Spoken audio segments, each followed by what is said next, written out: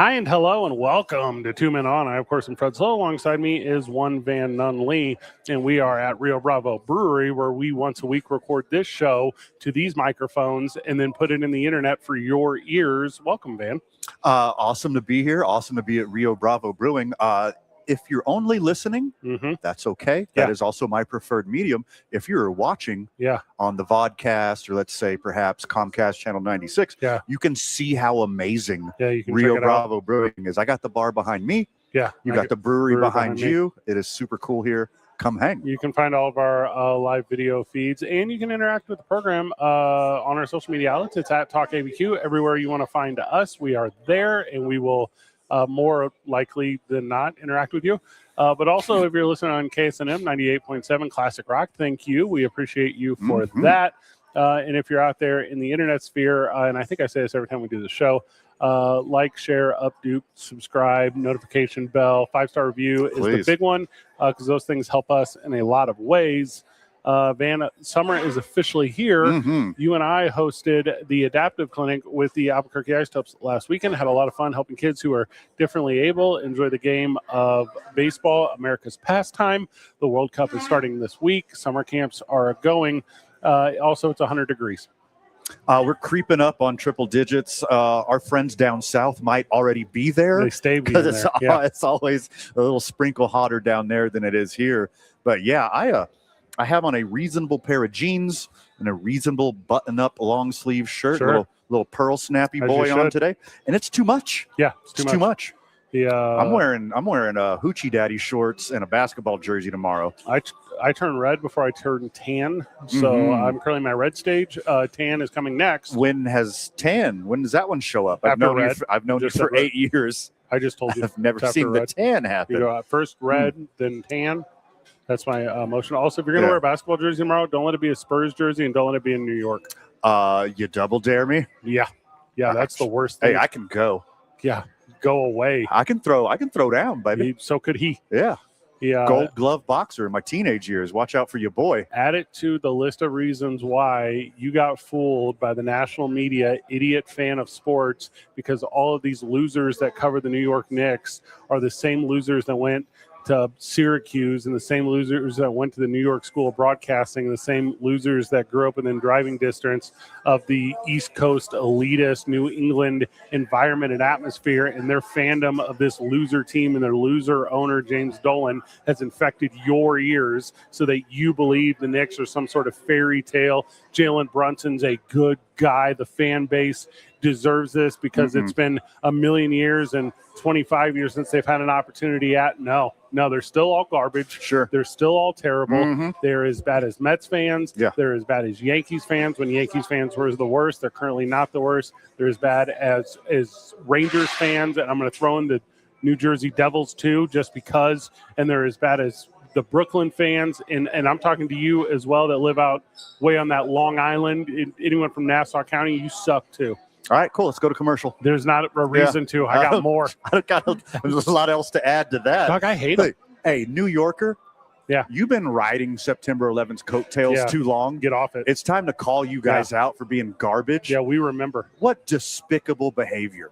Awful. First off, me and you, Fred, we got some skin in the game. Go Spurs. Yeah. But, like, as a sports fan, there was a piece of me that was like, go Knicks, baby. You Madison idiot. Square Garden, the Mecca of basketball. This is going to be incredible. They haven't won one in 50 years. This poor fan base needs a sprinkle of joy. And then they go act like New Yorkers. Yeah. They go show their asses on not only a national, but a worldwide stage. How garbage human they are. And now, because this isn't like in 1999 when this happened and fans could be this and it didn't make the World Star rounds it has now, every single one of those 20-plus people that did this atrocity against the lone Spurs fan. Yeah.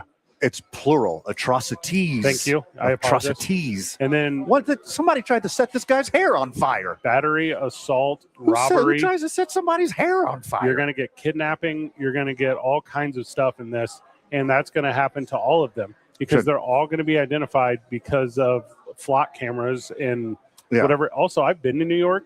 I felt like I couldn't go 5 feet without running into 2 NYPD officers. Yeah, where you at, dog? Yeah, where are you at? I thought the president was just here. What's the deal? Yeah, they're directing traffic for the president instead of stopping criminals. Hold up. So you're telling me every NYPD officer was in an autograph sesh with Donald Trump, and that's why this happened? Sure. I'm not disagreeing with you. Yeah. Also, every New Yorker who acted a fool, you know what was right next to you? Some guy with his cellular telephone out recording every bit of it.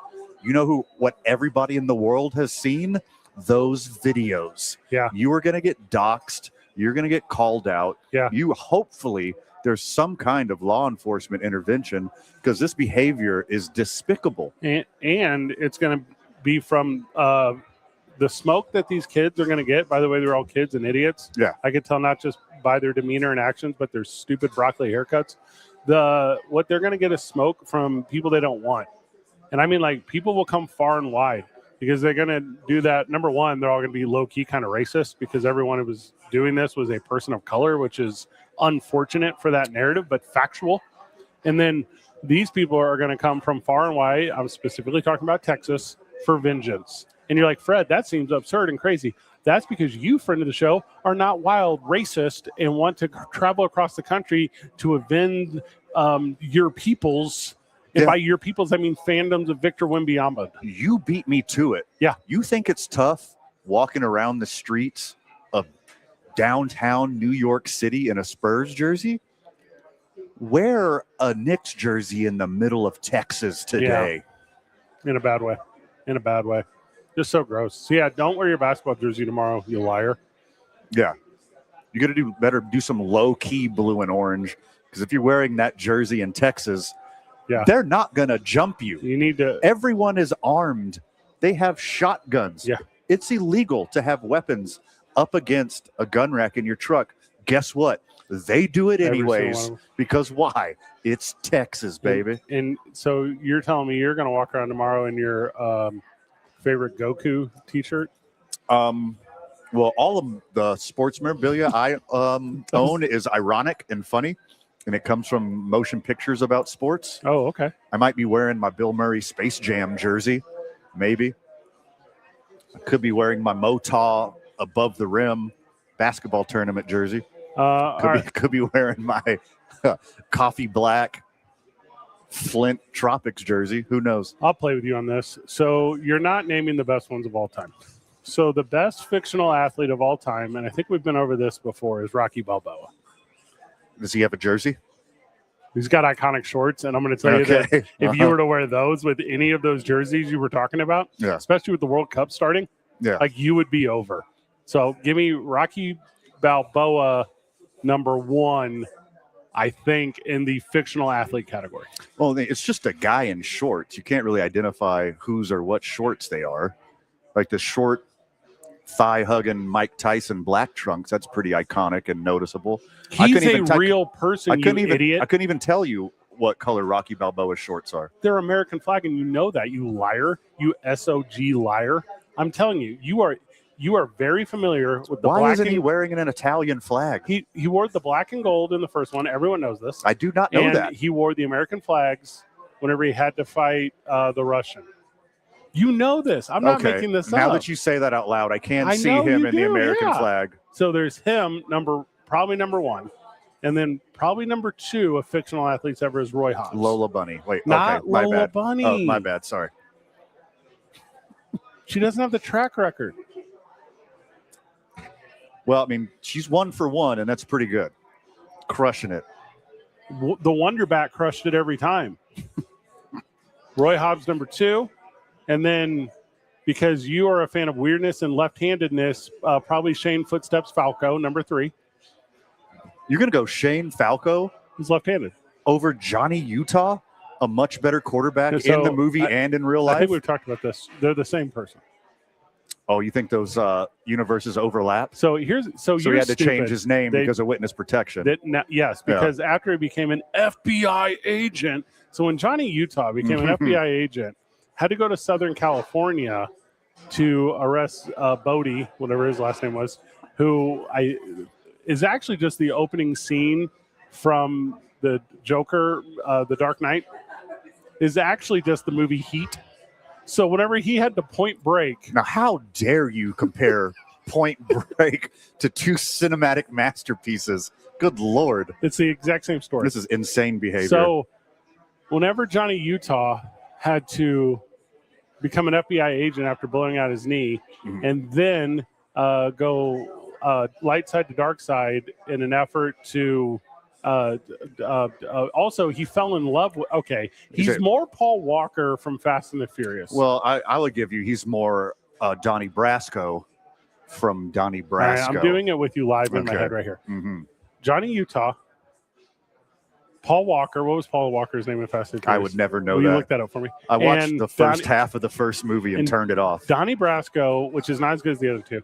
So they're all undercover FBI agents that have to penetrate the low-level crime organization in the Southern California community. And work their way up the chain, obviously. And then have a tale as old as time. And then have their morals and The Departed. Okay, so these 4 movies, except that one is set in Boston. So, and then they have these character crises where they see the good in those that are so bad. Yeah. And then at least internally in the eyes of the viewer, all of these people end up maybe making questionable decisions in an effort to do the right thing. They have to do the wrong thing.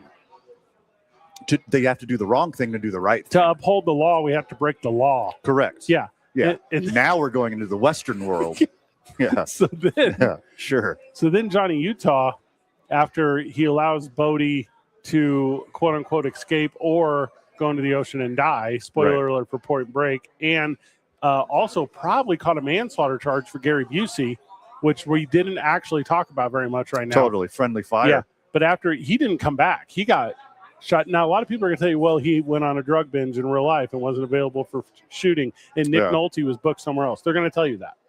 But that's not the real story. So Johnny Utah has to then go into witness protection, become Shane Falco, where he can then be reunited with the head coach of the Hoosiers, Gene Hackman, to go on and play for the replacements. The higher-ups at the witness protection program were very much against him being a professional football player. Yeah. But that's all he knows. They said as long as you keep your helmet on. You can't go back to the FBI. The FBI. I guess you got to go back to football. So fine. Grow your hair out or something. So all right, so let me change my number 3 answer. Shane Falco / Johnny Utah. Because they're the same person in the same universe. Yeah, that's what I'm saying. Where was he in The Departed? I didn't see him in it. Leading a group of cast-offs in a replacement league for the Washington Generals. I like my sports movies a little light and fluffy. Okay. People try to get too serious sometimes. Oh, Happy Gilmore. Happy Gilmore, obviously. Happy Gilmore. Yeah. And his cousin from the South. Shooter McEvan. Obviously. Oh, no, Bobby Boucher. Oh, okay. Yeah. Bobby Boucher. The Bobby Boucher jersey goes pretty hard at a football game. I love, like, when I'm watching the old television and I see, like, this Papa Orange, and I'm like, that's not a Tennessee Titans jersey. That's a Bobby Boucher jersey. Welcome to the party, sport. If we just did the greatest of all time tier, we can go to personal favorites tier after this. Gotcha. Put Crash Davis on my list. That's good. When Crash Davis hits that home run off of whatever, and he throws his arms out and does the little Jesus down to first base little trot thing or whatever. Totally. And that's what I did when I played. I said in Little League, off of the tee. Okay, gotcha. Like men's league softball. That's what he did. Oh, in men's league softball? I swear. Well, I mean, you were playing at a very lower level for a professional athlete. He was playing at a lower level. Yeah. So why can't Little League players celebrate on the way down? It's all the the same. So give me him. It's pretty good. Ricky Bobby, I guess you'd probably put on the list. Love me some Ricky Bobby. Got the quotes. Yeah, very quotable, very wise. Yeah. I'm trying to hit in his own way. I'm trying to hit all the sports. Okay. I'm doing it in my head. Well, give me all the Air Buds. Yeah. I mean, the Bo Jackson. It doesn't say in the rule book of the canine world. They do it all. Let's just go full blown. Jim Thorpe, the Jim Thorpe of the canine world. Air Bud is there a track and field one? There has to be. Yes. Yeah. Of course there is. Yeah. And he joined because he thought it was pronounced "decat along," and he was just out to get one. Gotcha. That was his thing. From the world of television and not film, give me Al Bundy. Because Al Bundy, in hindsight, went on to live the life that really all of us have yearned for in the American dream of a hot wife and 2.5 kids and a dog and a beautiful home in a Chicago suburb. Yep. And every single day he can go to his single income job and support all of them.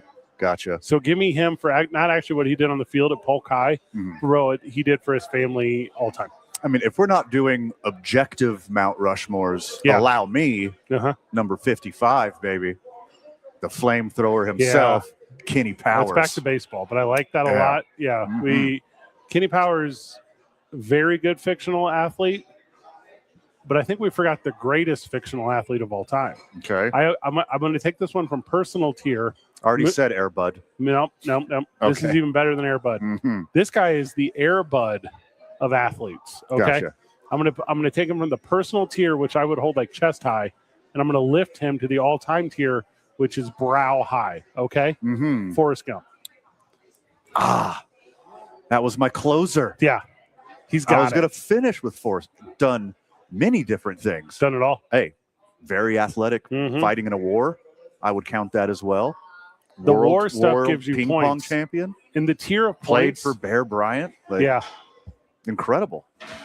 All right, so because we're tiering points, I didn't consider war. Yeah. Because now, same thing. I was going to go personal on this one. Now we can put him up in the greatest of all time. Okay. Flash Gordon. Oh. So Flash Gordon. Now we've entered the cartooniverse. There was a live action. What do you mean cartooniverse? A Flash Gordon? Yeah. Never seen Flash Gordon. I just familiar with the comic book. Flash. It's Queen? Queen does the whole soundtrack. Yeah. They did that one and Highlander as well. The Highlander? Yeah. Dang. We're going deep right here, baby. Well, I'm telling you, they did them all. I'm not going to say Pedro Serrano because we already did baseball to death. I'll do another baseball one. Yeah. Pablo Sanchez. Yeah, you're talking about from the Wii spectacle, backyard baseball. Correct. He could do it all. The Barry Bonds on backyard baseball. So Pablo is interesting because the competition really wasn't there. Well, I mean, who's your competition when you're the GOAT? The Twins. And if you put them in left field and right field, they get stat boots. Ooh. Yeah. This is new to me. I'm giving you all of them. Also, if you put them in pink, because you can pick the team color shirts. Okay. Yeah, they get stat boosts too. Wow. I'm telling you, dude, they're secrets. Dang, they crushing it. Breast Cancer Awareness Month. I want to say Nacho Libre because I'm a pro wrestling guy. I'm surprised you haven't. Surprised you haven't went wrestling this whole time. The bone saw. That's not even a fair fight because he had to fight Spider-Man. So if you're going to fight Spider-Man, he's got superpowers. Yeah, unfair. Very unfair. Yeah. Oh, hey, Randy the Ram. It's like me versus 80 Knicks fans. Just not you fair. You won't win. I got the first couple. Did you see The Wrestler with Mickey Rourke? Mm-hmm. Randy the Ram Robinson. Good motion picture. And Marissa Tomei, who, by the way, also in Spider-Man. Yeah. She's on a special list for me. It's not a list I think of often. The slideshow? Is that what list you're talking about? I don't spend a lot of time thinking about her, but I think about her a lot. When you do, it's worth it. It's short little periods. Doesn't take much time. Sure. But when I do, I do. But yeah, I think that's the list of fictional athletes. And as far as jerseys you should own, that's a different conversation. Because you put a Willie Beeman way at the top because the Sharks jerseys are sharp. Very sharp. Yeah. Good looking. It's right behind your District 9 Hawks jersey by Gordon Bombay. So the Gordon Bombay 66 Hawks jersey. Strong as well. Is fire. Yeah. The Charlie Conway 96 Ducks jersey, also fire. Okay. The Banks 99, also fire. Okay. Hockey jerseys, which I believe are called sweaters. Sweaters, yeah. Are all kind of pretty fire. The Goons from Slapshot? Yeah. Fire. Absolutely. Give me a Shorzy from Letterkenny any day. The 69 Bulldogs jersey. From the no-show? Mm-hmm. Yeah, that's a good one. All of these are wildly good. And so it gets even better, too, because with what you're saying. Because Happy Gilmore wore a Boston Bruins jersey. Correct. And if you have that one. Layers. Yeah, there's layers to it. People know. They super know. Yeah. If you wear the salmon baggy pants with the Bruins jersey, it don't matter what you look like. You know exactly who that is. Have you ever seen White Men Can't Jump? Often. No. Let me rephrase the question. Have you ever seen the film White Men Can't Jump? Ah, that's different. Also, yes. I'm going to say, and they didn't have jerseys. Yeah. But like the Sidney Dean, like hat up, like on the basketball court, that counts too. They had jerseys at the tournament at the end. Yeah, and the little was it the Brotherhood 3-on-3? What was it? Yeah, something. The one, and the guy right before that, when qualifying, he had to leave and go rob the liquor store or whatever. Times are hard, man. Times are hard. Yeah. What did Billy Hoyle have? Oversized sweatshirt. He had the Billy Hoyle. Oh, and the fanny pack like a pro wrestler. Those sweet Air Forces. Oh my goodness. The high top Air Forces. What was Rosie Perez's character's name? Gloria. So if food with the letter Q. Thank you, Alex. When we get back from the break, summertime is here, and I on purpose didn't mention my childhood personal favorite fictional athlete of all time. Of course, Benny the Jet Rodriguez. And we'll use that leading into our next one, why summer should matter again. You're listening to 2 Men On right here on KSNM 98.7 Classic Rock.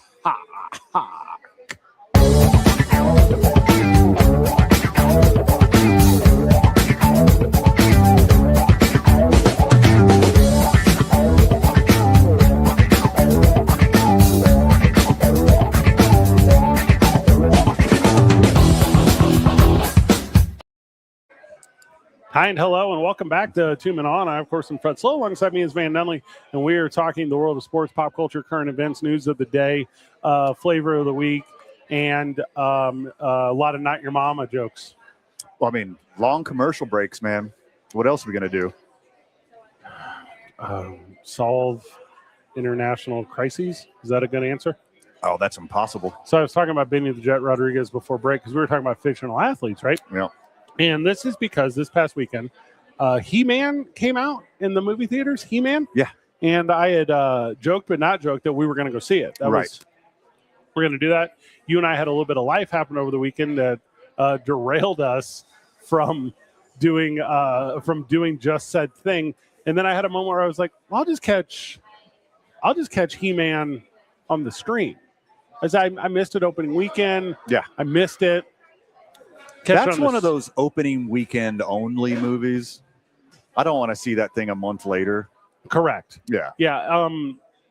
Also, things stream like 3 weeks later now. Yeah. You get like a 2-week run.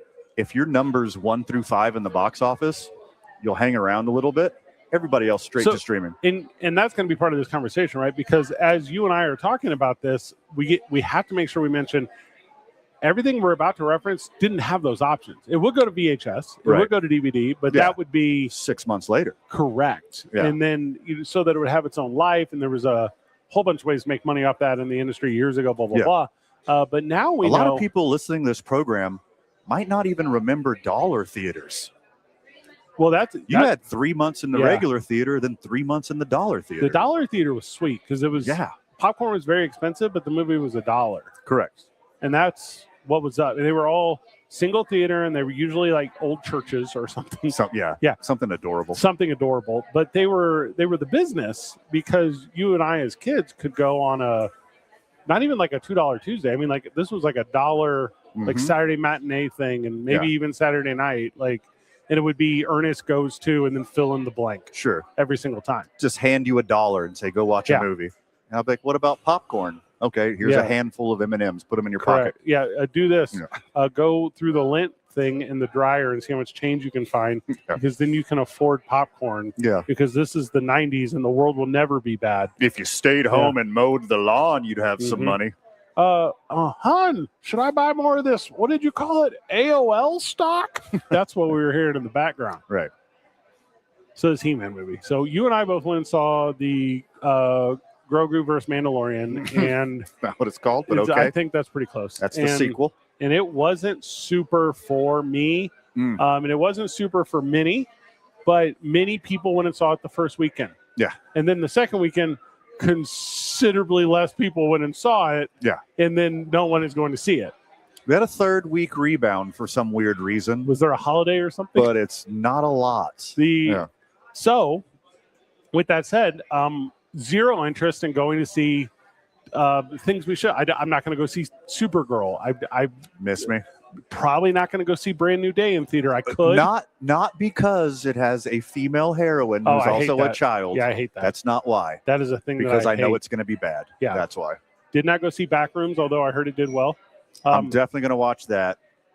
Later. I would take a child to go see the new Toy Story, but I would need to find a child. Well, now hold on. I'm going to Toy Story. With adults. I don't need that. Toy Story 3 is one of the greatest motion pictures ever made. Well, we're not talking about Toy Story 3. We're talking about Toy Story 5. So you think it just peaked in the middle and it's going to fall off? Well, here's what I do think. The return of Woody and Buzz. Okay. Let me. If you're going to try to mess with me the way that you did in 3, I need to be at home first of all. Oh, you don't want to cry in public? I don't want to cry. Yeah, I gotcha. You've only got me one time in theaters, Armageddon. It's not going to happen again. I know. That's not an option. You're going to miss a thing. Yeah. But I'm not going to see Momona. I'm not going to see what was that one? Momona? Yeah.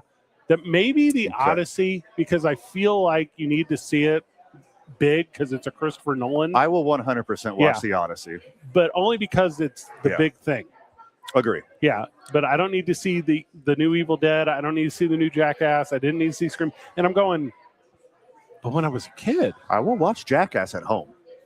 Also, you're leaving off the biggest one. Which one? Steven Spielberg is doing sci-fi again.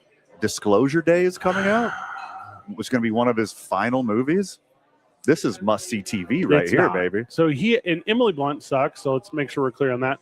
But he hasn't put out a good... Are you thinking of Anna Taylor-Joy? Also sucks. Okay. Not related to this conversation. They both suck. All right. Steven Spielberg hasn't put out a good movie in 30 years. It's been a minute. It's been 30 years. Well, because he kept making serious movies. You need to keep it in the sci-fi blockbuster world where he crushes all of them. I'm going to give one exception to 2000. This is off the top of my head. I have zero notes here. I'm going to give one exception to 2006's Catch Me If You Can. That's very entertaining. It's very entertaining. Not a true story at all not whatsoever. Even close. Not even close to factual. Way better than factual. And outside of that, you got to go back another 10 years. You got to go back to Saving Private Ryan. You have to go back. Just that one. That's enough for a career. If he'd have done that one, but everything before that was home run, home run, home run. Oh, wait. Yeah. That's because it didn't have the obstacles that we currently have today. 30 years in a row of home runs. No, he did not have 30 years in a row. 70s, 80s, and 90s? Yes. All right, first of all, he made one movie in 79. Well, his 2 movies before Jaws were incredible, too. I don't even know what did he make one with West Side Story Boys or something? He just doesn't do it anymore. Okay. If he comes back and does it, cool. But this is not going to be that. I do believe it's going to be that. He got into that producing thing. He saw how easy it was. Yeah. He was like, let's put Ross and Brand of Brothers. It'll be fine. They'll do it. It'll be Ron Livingston, that guy from Sex and the City. We'll just throw him in there. You're going Sex and the City over Office Space? Played Burger. Sex and the City. You're going Sex and the City over Swingers? He broke up with Carrie with You are Post-it way note. out of order today, and I don't appreciate it about you. He broke up with her on a Post-it note. I wouldn't know that. I wouldn't know that. It was so then she had to choose between Aiden and Mr. Big. I was too busy having sex instead of watching Sex in the City. No. So that's it's and? Yeah. The city's a character. Sex and the City. Yeah. Or in. I don't know what. Huh. This is one of those Streisand things. I have no clue which one it is. But, okay. I will say this, because I also don't know that it's the Mandalorian and Gru. Like, I don't know what the name of things is. Again, though, because Steven Spielberg caught the easy, like I can literally and then fill in the blank. I don't have to direct. Slap my name on it. Have somebody else direct it. Yeah. Boom. And I cash that check. I will cash those checks. Because the summer blockbuster van, we just named a bunch of them. They're not the destination the way they were. So I was like, well, let's take a look. Let's go back, right? I think the summer blockbuster started in the 80s. But 100%. Yeah. Do you think Star Wars started the summer blockbuster? Not on purpose. I thought they were just trying to make a good movie, like not trying to make a cultural, iconic event. But then they're like, wait, hold on.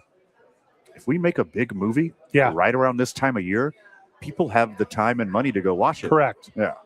The 90s wise, and I'm trying to get as close as I could to the beginning of the 90s to start this, but I think the first 90s movie that the first 80s movie I recall as whenever I became old enough to watch, because I'm only 41, I think was Zemeckis and the Back to the Future stuff. Sure. So I think from the 80s. Giant. Because 85 is when Back to the Future come out. Now, I think if you're to be like, Freddie, you're forgetting about Goonies, you're forgetting about Stand By Me, I would be like, I think you're correct. I am forgetting about those. Those were big movies at the time, but I wouldn't consider that a blockbuster. I think they were summer draws. Yes. I think Karate Kid was a summer draw. Like, I'm not going to sit here and tell you I know the entire plot line to the Karate Kid. I'm not 100% sure why Mr. Miyagi, who is a black belt, was so cool with just whooping on all those kids. Like, that's weird to me. None of that movie makes any sense. Probably a Knicks fan. Mr. Miyagi's a Knicks fan. Okay. Yeah. Saw Spurs everywhere. The National Lampoon movies, I guess those were like 80 summer ones. Man, I'm thinking more like Dirty Dancing. You're talking about like successful movies that came out in the summers. When I say block, I think like a movie star and a big action movie and explosions and excitement and tons of commercials leading up to them. I don't think Dirty Dancing was that. Like the Back to the Futures, yes. The Indiana Joneses, yes. Star Wars is yes. But not Adventures in Babysitting? Lethal Weapons, yes. So that came out at Christmas. What are you doing? Are you missing the homework assignment here? Wait, this is Lethal summer. Weapon, you're thinking of Die Hard. Die Hard was Christmas. I think Lethal Weapon was also a Christmas release. When did the first Jurassic Park come out? 92, 93? Yeah, that's not till the 90s. And that might have been the biggest one. Oh, I don't know. In my youth, yeah, I think that's the most hype and the biggest blockbuster. That's jumping straight into the 90s, which means we would be able to have given zero love to Red Dawn. We'd have been able to give zero love to some of those. Well, see, I'd have to watch those in retrospect because in the 80s, I was we were kids, 0 to 8 years old. Well, and that's why I prefaced it with it was suggested to me by the cousins that I had and the people that were old enough to say, Freddie, you have to make the time to watch Weekend at Bernie's. Which I did. I did, for sure. But you're right, because the ones we experienced, I think it started with us. Way better premise than a movie. Okay, sure, yeah. 1989 is, I think, when it started for me and you with Teenage Mutant Ninja Turtles. Huge. Yeah, I was there. It was gigantic. I was also there for the original He-Man, Masters of the Universe. That was a big deal. That was a big deal to Child Van. And then the only thing I remember about Masters of the Universe is my aunt took me to see Masters of the Universe, and they put the wrong reel in the theater. This is a real story? A real story. Yeah. And we started watching the beginning of Summer School, which is a rated R comedy. Starring Rodney Dangerfield. No, he was not in it. Oh. But, yeah. It's back to school. Mark Harmon? Go Fish? Yeah, sure. Mark Harmon and a bunch of horny kids doing drugs. Did you see any of that part? I think the first scene, they were smoking a joint and talking about boobs. No, And then my aunt covered my eye and pulled me out of the theater. I'll tell you what you accidentally did. You just confused that movie with your actual favorite summer movie from the 90s, Dazed and Confused. That came a little later, and I'm very familiar with that movie. That was like one for me. I just talked about this the other day. We were talking about Benny the Jet Rodriguez. Sandlot. So Sandlot, and I am of that age and you're of that age, where we remember going from the fishing hole with our rod and reel, riding our bikes full speed, jumping off, slamming them into the fence at the Muni swimming pool. Yes. Running into the pool with the towels that we brought from home that we just played in the mud with because we didn't care. Right. And having Wendy Peppercorn watch us go off the high dive. Correct. And I know the rest of that movie involves baseball. There's some baseball. I know the rest of that movie involves 4th of July and fireworks and a banger soundtrack and a coming-of-age story and really interesting casting. Dennis Leary's the stepdad. He's not a bad guy. No. He stepped in life. He was the guy he needed then. You know why? Because young little dweeb went up to become the broadcaster for the Dodgers. Tell you what, he had a pretty good upbringing. But it's not presented that way in the film. It's wild that him and Benny the Jet Rodriguez both end up on the Dodgers. Right. It doesn't make sense. I think it's because Smalls, a little racist at the time. We may have just assumed he had a bad childhood because he was the only brown one. No, not Smalls. Smalls. Benny the Jet Rodriguez. Oh, yeah. So Benny the Jet Rodriguez, I mean, he was everyone's best friend. He gave Smalls the hat, gave him the glove. Yeah. He had him, took care of him. Well, he's the father to that step group, the father that he never had. Dennis Leary is the stepfather. Not of Benny the Jet Rodriguez. No, of Smalls. Yeah, gotcha. We're on the same page who here. Went on to become the broadcaster for the Los Angeles Dodgers. It doesn't make sense. The only two people in the world. Yeah, like Benny the Jet Rodriguez is stealing third, and he's like, "Here comes Rodriguez." That's my boy. And he's giving him a call like he's Ricky Henderson, and you're like, "I get it. You guys grew up in the Sandlot together." That one for me is like an iconic one when I was a kid. I know for you it was Heavyweights, but like that to me, I do remember that one. You enjoyed that one. I do remember that one. Yeah, as an hour and a half of fat shaming. How'd that work out for the world? I hear people say way too much about, that can't be made now. I think that one maybe. Yeah, that might be the one. It was a lot. That might be the one. Well, we talked about that when we did our Friends breakdown the other day, where it was like one of the main characters, Monica, her entire storyline was how she used to be fat. Easy jokes. And then you go, just too easy. Do you not know who's sitting at home watching this? No. Like, what are you trying to do to that audience? Why are you like that? The one that got me as a kid, made me sad, was whenever the girl from Veep leaned over and looked at Macaulay Culkin and was like, he can't see without his glasses. And I'm like, bees can kill you. I've learned also in every small town, there's a weird girl that lives in the basement of a mortuary. In every small town? I assumed. You made some assumptions. Because of my girl. Because your tiny little frontal lobe, you didn't have deduction and reason up there yet.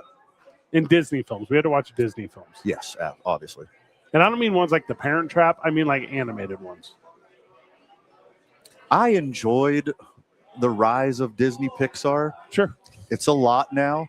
The market's oversaturated. All day, every day. But I like it. Jurassic Park's probably the one. That's the biggest one that I could remember. Like the hype surrounding it. Every single person on the planet wanted to watch it. Titanic. That was a big one. That was a big one. Armageddon. I was too young for E.T. I was too young for Ghostbusters. That's the 80s. Yeah. When all those SNL guys were doing all those films, like Blues Brothers slaps. Does not count for this category. Like when Armageddon and Deep Impact came out 2 weeks apart. So weird. Not so for me. Weird. Not for little-brained junior high me who loved that two-film genre of Earth destruction. And you thought they were in the same universe, just like Point Break and The Replacements. How couldn't they be? Armageddon came out first, and Harry Stamper saved the planet, and then of course the Deep Impact thing, because everyone knows that asteroids come in twos. They do. They're like Sith. They're okay. Like the Sith. There can only be two. Can only. And the reverse Highlander. I remember Zero Cast from Deep Impact, but I could name the characters in Armageddon. Are you referring to President Morgan Freeman? Oh, interesting casting. Yeah. Very progressive at the time. When Harry Stamper dies, when he sacrifices himself for Ben Affleck, so that Ben Affleck can go back to Gracie, who's played by Liv Morgan. Not Liv Morgan, that's pro wrestler, Liv Tyler. Correct, yeah. Whenever that happens, and then they're having the funeral wedding, and there's that picture, because they were going to save the planet, so they had time to take official NASA photos of everyone before they went up. And they had the official NASA photos of all of the astronauts Oiler-Drillers who became astronauts. And then there's no way astronauts can learn how to drill. There's no way. No, but we'll teach oil drillers how to be astronauts. Sorry, Colonel. That's going to be way easier. Sorry, Colonel Sharp.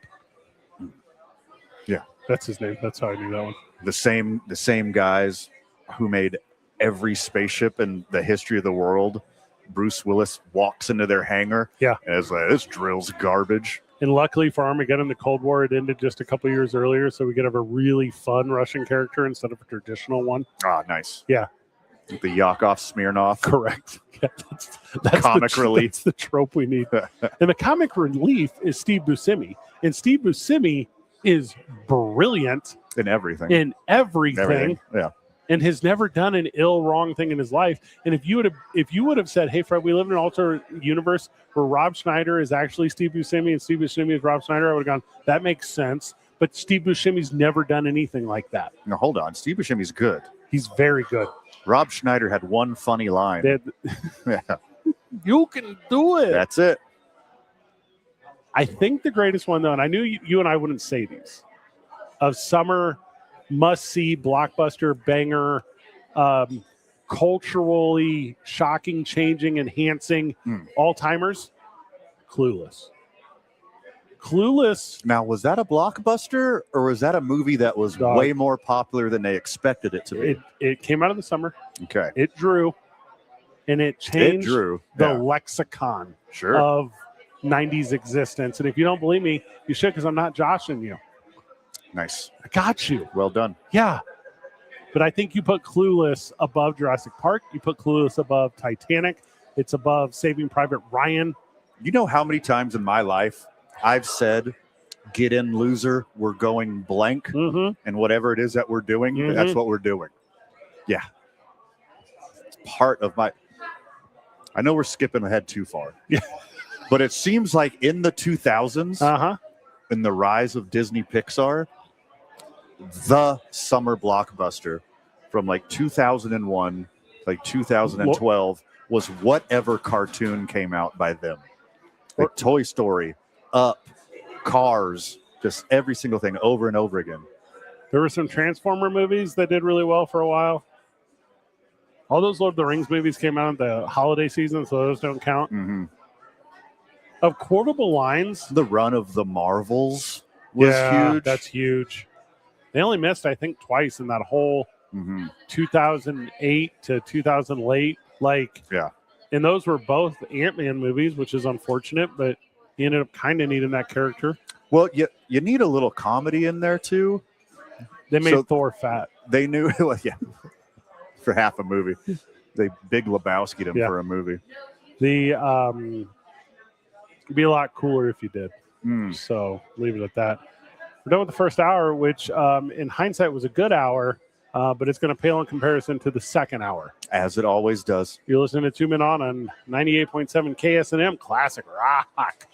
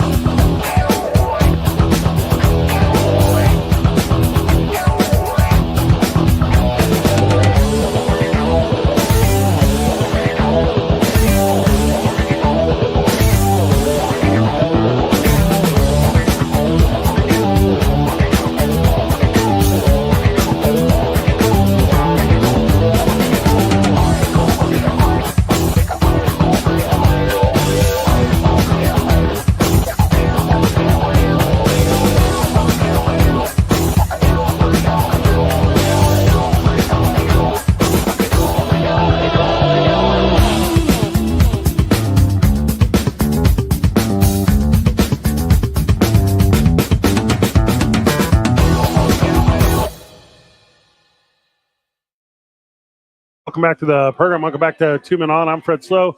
You're Van Nunley, or as they call us in the industry, Shaq and Charles. Okay, which is which? That's up for you to decide. That's how well, you guys are crazy. Huh. I can't believe we're here. Rio Bravo. Rio Bravo. Albuquerque, New Mexico. And I'm Shaq. Drinking Bill. Got a Mexican lager here. Delicious. But Chuck, what if we were in San Antonio? Chuck, I don't understand what you're talking about. What do you think's going on here, man? I can't believe that. Then New York Knickerbockers are beating up Spurs fans out on the street, Chuck. Patrick Ewing never would have let this happen. I wore 33 because of Patrick Ewing. What?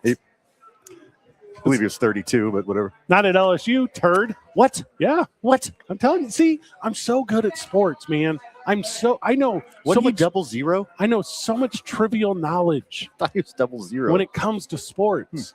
Have you seen my GeoSports scores the last 2 days in a row? Let's see. I haven't been paying attention. Mid-nines, brother. That's good. I'm sitting in the mid-nines. That's good, man. It's 1,000 possible. I'm mid-nines, Bubba. 880 yesterday. All right. No, today. 880 today. That's solid B. You 924. That's what I'm saying. Pretty good. Hey. Pretty. I don't know if you saw it, but I was actually 98.7 KSNM 2 days ago. Bam. Yeah, that's how I be. I'm a big sports guy. And every 4 years, I get the opportunity to become a big sports guy for sports that don't matter. Oh, yeah. So I get to be a big sports guy for Summer Olympics. I get to be a big sports guy for Winter Olympics. I get curling. to be a big sports guy for the World Baseball Classic. Yeah. I get to be a big sports guy for the World Cup. That's the one that is starting this week, Van. I think more people care about the World Cup than they do the Olympics. Let me hold on. Winter, yes. Now, we've just decided winter is not part of what we're calling the Olympics. Did we decide that? Yes, because that one is not in the mix. Winter Olympics has the best one. It's for the lames. Curling. Sure. We put bocce in Summer Olympics. We did this bill last week too. So I will say it's much more of a big deal than the Winter Olympics. I will also say it's a bigger deal than the Summer Olympics. I'm in. It took me a second, but I'm in. It's just called the Olympics. See, I was thinking about the basketball part of Summer Olympics, though. Like that part. Oh, now that the world is good at it? Yeah, that part's, that's like huge. That's huge. I'm excited for France's future domination. They're called French. French domination? Yeah, the French is. France's domination? I believe we're saying the same thing. I wanted to double think the way I'm saying it because you said it different. All right, on the count of three, let's both say we're excited for blank's domination. Okay. All right. Yeah, I'm really excited for sorbet. Which I assume is a French word. I doubt it. All right. Do you want me to try to find another one? Okay. Well, hold on. Let me. Caviar. Oh, dang it! I thought you were gonna say baguette. That was gonna be my guess. I think that one's an actual French word. Would have killed the bit. Yeah. Oh, gotcha. Yeah. Frequency. Okay. What was that? Frequency. Okay. I thought you said frankincense. No, 98.7. Frequency. That's what I was going with. 98.7 on your radio. It took me a second to get that one because you were gargling or whatever while you were doing it. But yeah. Oh, just French. It was just French. Yeah, that's what it is. Hey, do me a favor. Do the Francines have a World Cup soccer team?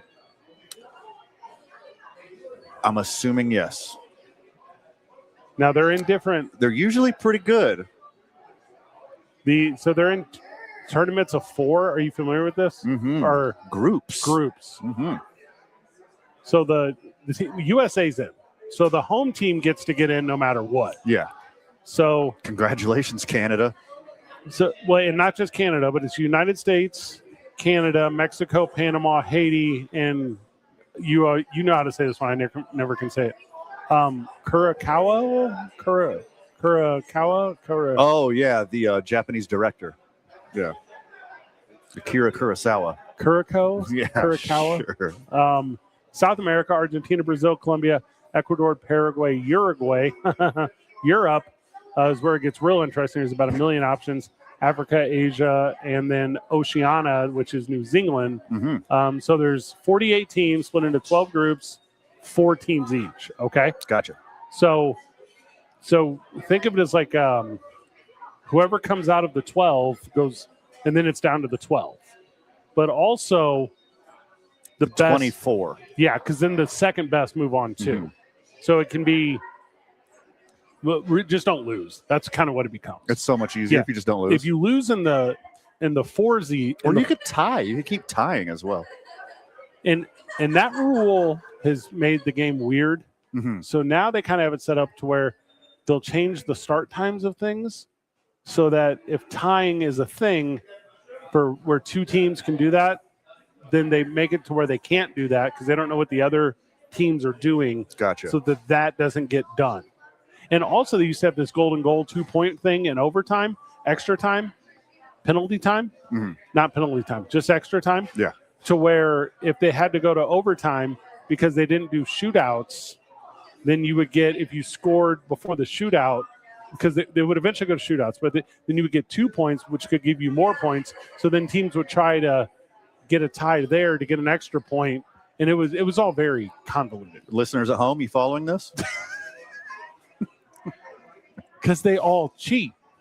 They all cheat. Correct. Because that's what soccer is known for. Right. You think SGA is bad? Watch some of this soccer that's about to start. Yeah. If France can tie instead of winning and make Germany go home, they're going to do it. Mm-hmm. And then if you're already soccer positive, like if you are it is June. Let me apologize. Mm-hmm. Football. Yeah. They deserve that this week. Well, until real football starts. Correct.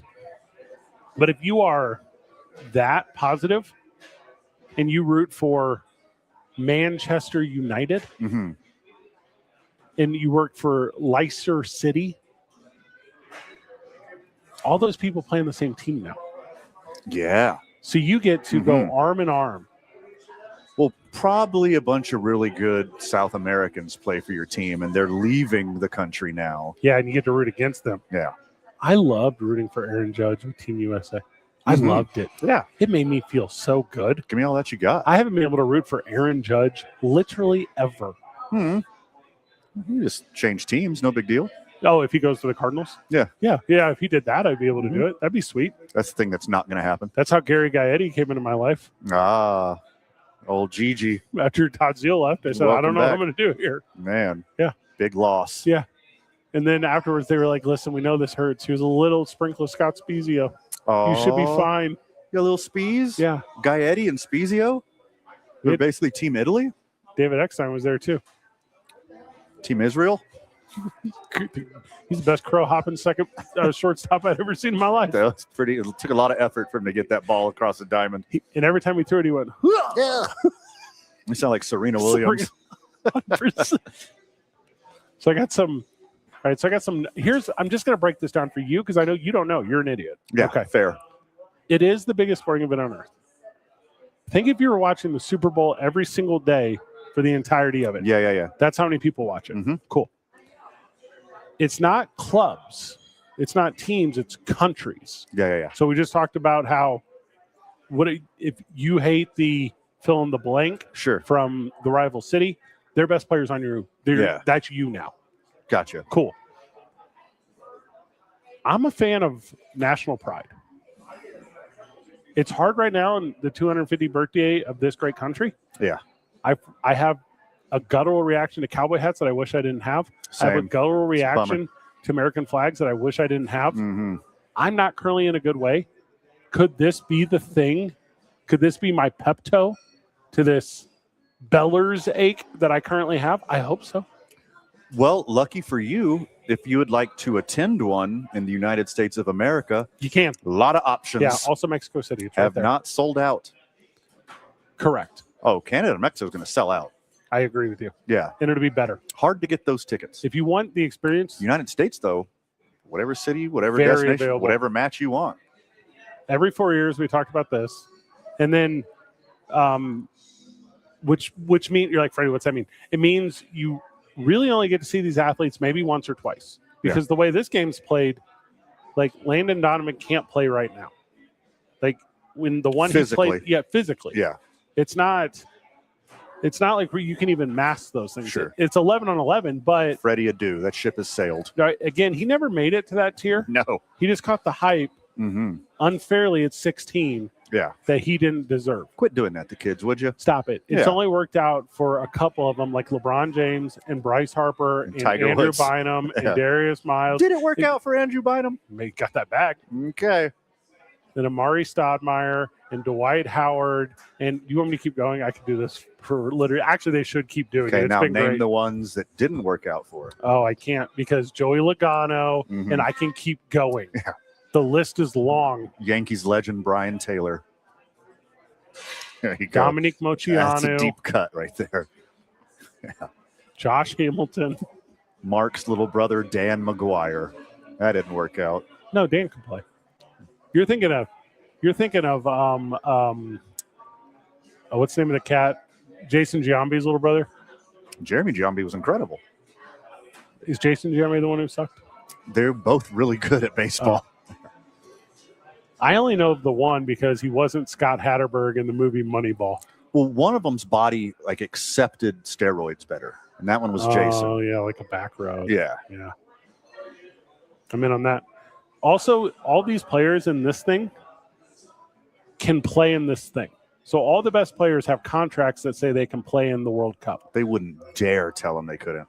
Well, that's the thing with like insurances and stuff. Right. So that's when like the World Baseball Classic, that's with like the NBA, the basketball one during the Olympics. Yeah. Like the insurance is too expensive. Sure. For all of the best ones, for Shohei's, for whatever. Well, some countries will sign off, like Japan. They're like, oh, well, the government will pay. We don't care. Correct. Yeah. Aaron Judge is like, I will waive it, and it'll come out of my pocket. Yeah. But the Yankees are like, hard no, Bubba. Yeah. Like that's not a realistic option. So that's all. So your best ones are there. Okay. And then you're like, all right, Fred, well, you're setting up. You're saying it's the best thing. It's got the best players. It's currently playing in a time zone where we don't have to be weird and stay up all night. Yeah. There's a ton of advantages. But why watch the games?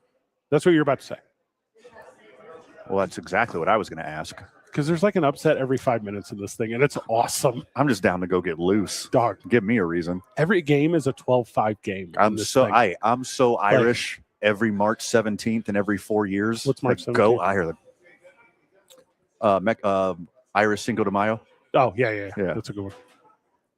Upsets all the time. Now, if you're to be like, Fred, who won the last World Cup? I'm going to tell you right now, I'm not going to be able to tell you. I'm not going to be able to tell you what team it was, what country it was, who the best players were. That isn't stuff I know.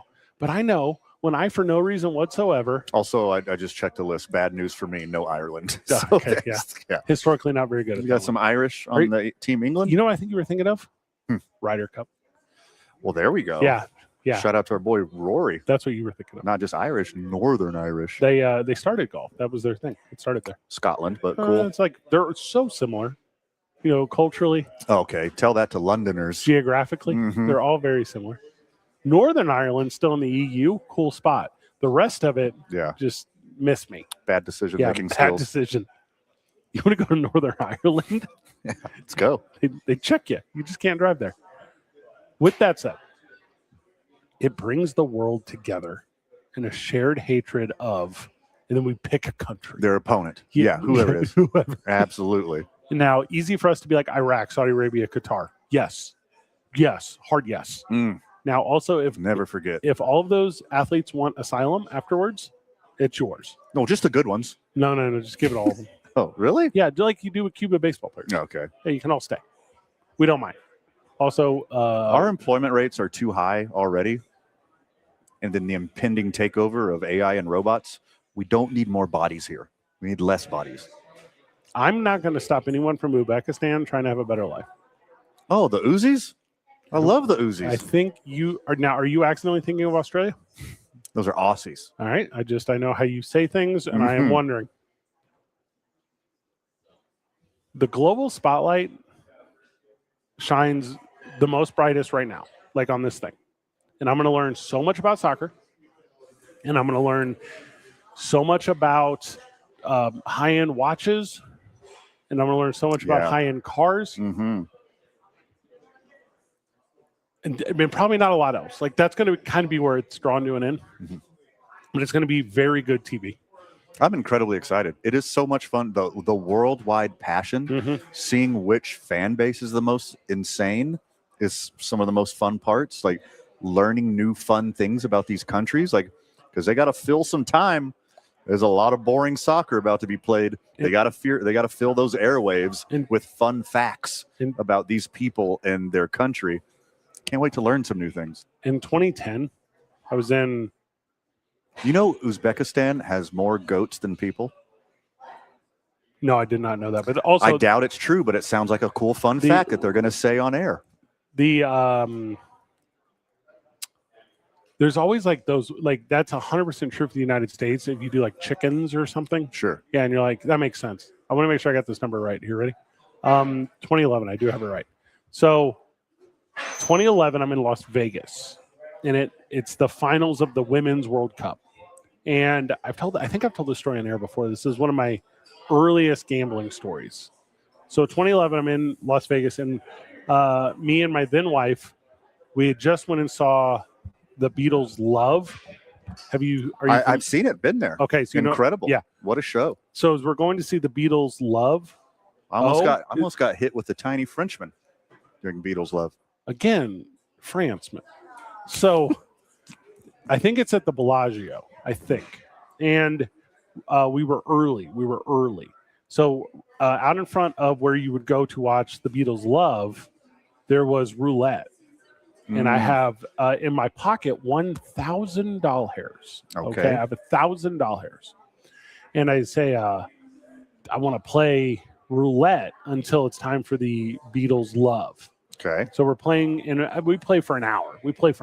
And impressive, first off. Blacks and reds and evens and odds and outsides and insides and tailing everyone else who's at the table because I'm a fellowship guy. Totally. No, I play. So we're going to cash out because we got to go watch Love. And we cash out, and we have $1,100. Yo. Big win. Big win. Gambling for an hour? Yeah. Killing it. Go to the Beatles' Love. Get out of the Beatles' Love. Sportsbook's right there. USA Women's, Japan, World Cup. And I say, well, I got $100 right here. I don't know if you heard the story about the roulette. Let it ride, baby. And I said, well, I'm going to put down a little parlay. Oh, dang. I'm going to parlay this one. So I say, well, first of all, Team USA. Just you can't bet against Team USA. No. So give me Team USA. And I say, extra time / penalty kicks? Yeah, why not? I'm going to never bet against Team USA unless it's wars in the Middle East. Yeah. Track record's not great. Correct. Every other time? No. All in. Wars in Southeast Asia.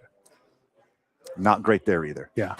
Now, Pacific Islands. Every war since World War II, not great. Basically, every war since World War II. Yeah. Yeah. The ones fought publicly. If we're going by batting averages, we would have been sent down. Correct. Yeah. So I got this parlay. I need Team USA to win. I need them to win in a shootout or extra time. Yo. So we're specific. Yeah.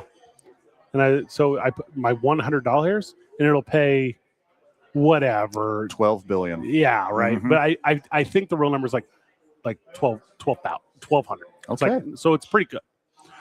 So we're at the Bellagio. It's the biggest TV thing I've ever seen. I'm watching the thing, and it's going, and it's 1-1 or whatever it ends up being, and then goes to extra time, and I'm doing Monty Burns hands, Mr. You're like Burns. Every rapper in a video. Almost every rapper. Rubbing your hands together. And then, and then I'm like Jamie Foxx behind Kanye West. Yeah. And then the movie, then it goes to the shootout, and I go, all they have to do is win the shootout. Just win a shootout. This is right here. The opportunity's here. And make. Okay, cool. Okay. Miss. Oh my God. Okay, cool. And the you ever sat in a room with invested by money sports fans? It's incredible. And it gets even more incredible when it's the final moments and the only people still there are the people who still have money in it, and not people who lost earlier on over unders or possession time or whatever. Also, it's your home country. Well, not in Vegas necessarily. Yeah. There's only one healthy a Japanese presence in East Asian fandom there. So anyways, it comes down to just taking pictures of the television. So then comes out, and I got my. It used to be betting slips used to be paper. Yeah. I think they still are. But obviously, with your phone, there's more. And it comes in Japan, breaks my heart. Oh, they win the shootout. They win the World Cup. Team USA loses the thing. I think like 4 years later, USA ended up beating them. But I mean, I'm too scorned at that part. And I go, I love World Cup soccer. You didn't double down, go against them again? You got to keep riding that thing. See, I would have lost again because they won the second. That was that. I've been in love with it ever since. So now you know. The World Cup starts this week, and you should watch it because if water coolers still existed at work, people would be talking about it there. Yeah, I'm the only time every 4 years I'm going to talk about soccer. You're listening to 2 Men On, 98.7 KSNM, Classic Rock.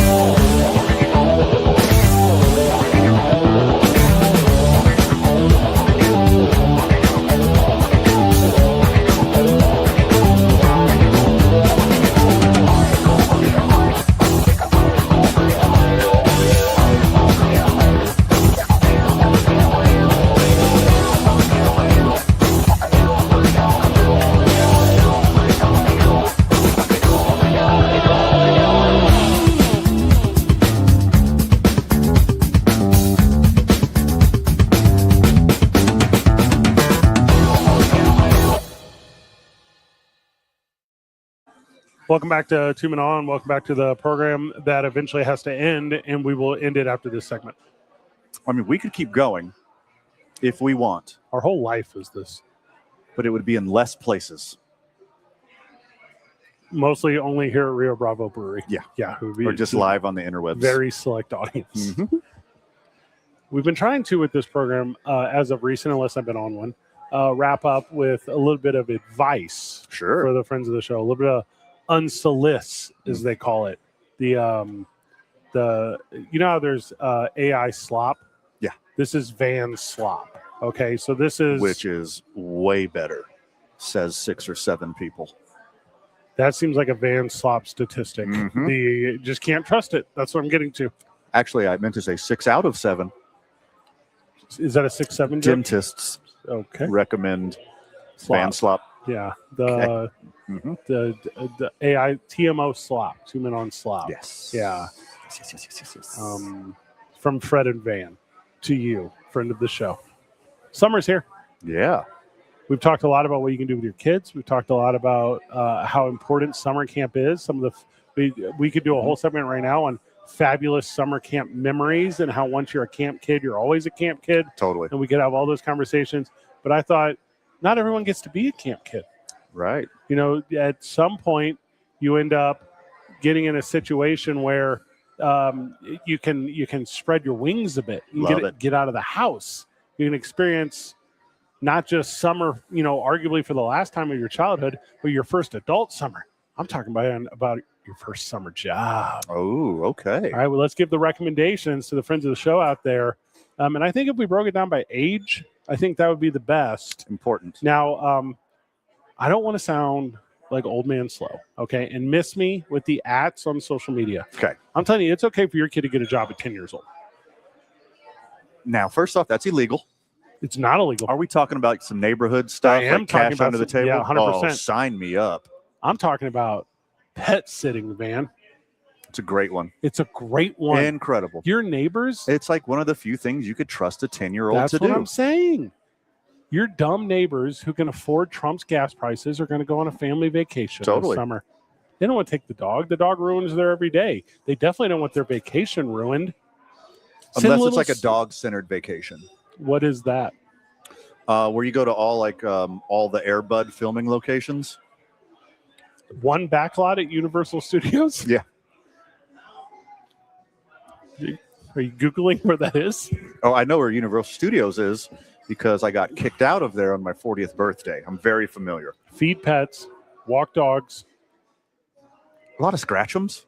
They need scratch-ems. That's the most important part of the job. And with the way pet owners helicopter their pets that they own, by the way, they're not parents, they own them. You could have that child send like a picture, like a text message picture of the dog. Yeah. Ensuring comfort and safety or similar. Now, I hope they don't, but your 10-year-old probably has a smartphone already, and you could just FaceTime the family. Look, it's not a ransom situation. Like, the dog's fine. Also, what I'm describing is like 10 to 13. I'm in the 10 to 13 range. Okay. Okay. Because in some states, you can start getting real jobs when you're 14. Yeah. Okay. Correct. Gotcha. Like Freddie did when he was a baby. Totally.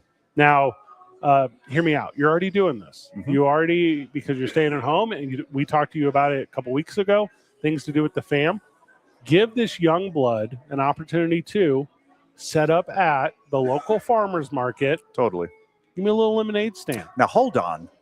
Are we not taking turns here? Because you stole my All right, answer. you take lemonade stand. This is the best job for a young, because they don't need to make all the money in the world. Right. You're not saving up for college yet. You know, you just need a little couple bucks in your pocket so you can go to maybe a $1 movie if that still exists, in your community. Yeah. Now, your idea, good. I'm going to +1 it. Okay. Add snacks. Well, you have to. You have to. In this economy, you got to diversify. Yeah. And some pre-packs. I don't need, cool if your kid makes oatmeal cookies or something. I'm not going to say don't do that. Sure. But Little Debbie's come individually packaged. Mm-hmm. It's that easy. Yeah. It's that easy. Now, if you get, lemonade, $3, right? Maybe. Fair price. I don't know. Neighborhood, probably $2. Little Debbie? Are we talking great value? Another $2. We're talking great value. You get the combo. Yeah. Lemonade. $5. And a little oatmeal Sammy. Yeah, $5. Oh, come on, man. Why are you charging them extra? You get discounts when you buy them together. $3 combo. Unacceptable. Everyone's happy. No. $5. Here's how I know. Now, are you using Country Time, or are we doing fresh Lemmy Boys? I'm doing whatever the Target or Walmart brand is. Okay. And here's what I'm saying. You're pouring some Weiler's powder in there is what you're doing. I'm only charging $5 because I never want to have singles to make change. Because with my business plan, if you walk away with you can get a lemonade, it's $5, or you can get a lemonade and a snack cake, it's $5.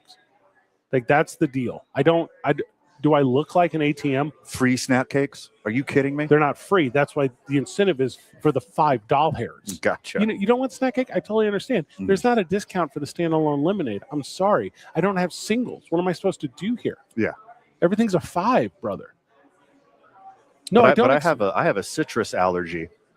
Do you have any? I do. I have tea. You have tea? Thank you for that. And you gotta have some options. I have Kool-Aid. Yeah, Kool-Aid. Very sugary Kool-Aid. Red or purple? Red. Okay. Yeah. And I know what neighborhood you're selling them in. Yeah, yours. And also, no, you cannot just Zelle me because I don't need the man knowing about this. Oh, no doubt. Yeah. Hand to hand, cash only. Correct. Now, I gave you pet sitter. You gave me lemonade stand. Mm-hmm. I'm going to get you again. Okay. So this is the one that you and I had. Yeah. Yard work helper. Yard work. Oh, man. This is the best one. It's the best one. Not only because it's more profitable. You're doing actual work. You get more money for it. Yeah. But it teaches you at a young age the value of hard work. Get that little sweat in. Pull weeds. Get some little drips on your brow. Water plants. Feel it. Rake leaves. Also, if you're in a neighborhood where there's still leaves in the summer, that neighborhood needs a lot of help. Mm-hmm. They should have been handled in the fall. It's weird that they're still there. It's weird that they're still there, but do it. Help with gardening. You got a pair of some nice gloves. It's just starting to rain here. Just do it. Them weeds are coming. Yeah. Pluck them weeds, kiddo. Pull them. Yeah. Get paid by the bushel. Or just $20 a pot. I don't. Whatever do you? Yeah, per $10 per flower bed or what? You come up with an appropriate pricing for the neighborhood you're in. Because if you live in me and Van's neighborhood, it's kind of low. Mm-hmm. If you live in front of the show Kim Kirshen's neighborhood, you charge $100 a minute. Yeah. Like you can do that stuff. And they'll just nod their head yes. Yeah, they'll say, "I love helping." Mm-hmm. You got another one? Of course I do. All right, I'm ready. You know how easy it is? We're still in the 10 to 13 category. To walk around with a bucket and a sponge and a cup of soap. Yeah, neighborhood car wash. Mobile car wash? Yeah. You don't need the power sprayer. You're correct. They got a perfectly good hose right there. Yeah. You screw on the little pressure washer. The dealie. Wash some cars, baby. This is a good one. Now, there used to be, and this is very Americana, what I'm about to say. There used to be this idea that the man of the house would, on a Saturday morning, go and wash the car. It was a tradition. It was a ritual. Sure. And what it really was first you mow the yard, and then you got to clean all the random clippings and dust off of it. Because you spend all week in the widget factory. Yep. And you spend all week with the fam. Sure. And crank, button. Yep. Long week. And you need that release. And also, I'm going to say this, intimate relationship that you have with the family car. To go out there and wash work hard for it. And massage it and care for it and learn every inch of it and soak it and shine it. Sure. And just. Are you a new car smell guy? Are you a pina colada guy? Yeah, it's also. You can mix it up too if you want. Yeah, and to be fair, that's an artificial smell. Cars don't really smell like that. But that was important to the man of the house for so very long because that thing had such significant, not just value in being a car, but the time and separation from the family and the workplace that he needed to mentally reset himself. Absolutely. Before he lost it over the Dodgers losing that night. Until he went out and beat up some Spurs fans. And now that relationship is just dead and gone. That does not exist in America anymore. People do not do that the way that it was historically done. Yeah. And it's because cars are worthless now. They cost more than ever, but they're worthless. And no one has that relationship anymore with their vehicle. Yeah. Or that, what is it, $14.99 a month or whatever I have with the car wash robot. I'd rather give that to a kid. I agree. I'm going to go outside the box for you here because we were naming things from our childhood. Okay. I'm going to name something from this generation. Okay. Let's say you live in a little... AI programming. Not far off. So you live in a little bedpost community, okay? Friend of the show. Right. Yeah, got to drive into town for work and amenities, okay? Absolutely. Now, also in that neighborhood is a bunch of octogenarians. Yeah. A bunch of the elderly, as you call them. And they need help with what? All their tech. Absolutely. Yeah, very smart. You get the kids set up. You put the flyers on the door and it says... I was about to say, we'll set your answering machine, but that's not a thing anymore. Right. But do you want to stream the Golden Girls? Correct. Got you. Yeah. Need help with your smartphone or your Ring camera or whatever? Yeah. Here's a tech-savvy child that can do it. So give me Tech Helper. Put Tech Helper on the list. That is really good. How to use your Tabby? Right here. Got the Tech Helper. Yeah. Oh, you just want to do the crossword every day? Let's get you set up with the New York Times tablet crossworder. For sure. Yeah. You want a Wordle? I'll show you how to find it. Yeah. Ages 14 to 15 is where it gets a little more interesting, man. Okay. Now I wanted to stop at 15 because at 16 you're mobile. If you can afford it. Professionally, not for everyone. Well, if you started at 10, the way I'm suggesting, then you can. Yeah. By the time you're 16, put in a high yield bond, have that thing returned to you. Okay. Yeah. Get a Hyundai Sonata by the time you're 16 with that lemonade money. More like Hyundai's shoulda. So I'm going to give you the 14, 15 little Goldilocks zone where you can garner some experience to set yourself up for the 16, 17, 18. Yeah. Actual first W-2 job. Gotcha. Okay. You first or me first? Go ahead, baby. I think it's camp counselor in training. Now, I like that a lot. Yeah. I like that a lot. That is a big one. Yeah. You go, if it's the Boys and Girls Club or if it's the YMCA or similar organization, RILA, Rotary, whatever, you do a thing where it's, and maybe you were a camp kid previously. Right. Yeah. But now you're the one teaching kids how to make fires, and you're the one teaching kids how to string recurve bows, and you're the one doing the deal. Yep. So give me camp counselors in training. That's really good. Yeah. I like that a lot. 10 to 13, we talked about dog sitting. Most of these families who have dogs, they got them dogs because they have children. You got them dogs in them. And then once you get the reps of dog sitting, you can eventually graduate. Yeah, you have into babysitting. Good one. So this is the babysitting age. Most memorable. You're 14, you're 15. You take on a next level of responsibility. You didn't kill the dog. They're pretty sure you're not going to kill the baby. You can go down to the junior college, get a little certificate in it. Yes, you can. Take a little class. Yeah, do a little first aid. Go down to the community college. Yeah. Go down to the fire department. Yeah, learn how to install a car seat. Like, these are fun things for kids. Important to do. Also, as I'm sitting here talking to a friend of the show, there's literally someone listening going, the fire department still does that? Yes, they do. Yeah, they do. This is still the America you grew up in, regardless of how Fox News has told you otherwise. Sure. These things still exist. I'm going to give you the one. I don't listen to the Fox News liberal media. It's One America News only. Sorry. Yeah. I'm going to give the one that I thought you were going to give first. Please do. Golf caddy. Golf caddy is a fire job for a 14, 15-year-old. You get dropped off at the course, and you say, $100, sir. Walking around with you. Like, I'm going to shoot you. I would pay it. You and I would look at that kid, that 14, 15-year-old kid, and go, all right, Bubba, we'll give you a $150 if you carry both of them. That's what you beat me to it. You beat me to it. And we tip him at the end. He'd end up with this too. Yeah. He'd end up with this too. But that's what we would do. We'd say, we'll forego the cart. We want the caddy. Absolutely. I could pay $13 for the cart, or I could pay $100 for the caddy. I'm helping the kid. Helping kid. That's one of our favorite things to do is help kids. Help the kids. Absolutely. So, yeah, give me golf caddy. That's a really good one. All right. What you got? You know what? Both of us are really good with our hands. Yeah. We are both handy. Yeah, I have soft hands. Both men. Yeah, manly, soft-handed men. I believe this is the formative years of you learning. You know, ladies, you're in this too. Yeah. Sorry, I said handyman. You can start to learn how to do important things around the house, at a building, at an office, at a business. You can start doing that cool handyman stuff. Little daddy helper. Absolutely. Yeah. Learn how to paint. Learn how to stripe a room. Learn how to fix a sink. These are the formative years where you can start learning how stuff works. This is very good. And it will pay off huge dividends, not only now in real time financially, but later when you have to do this for yourself. Very correct.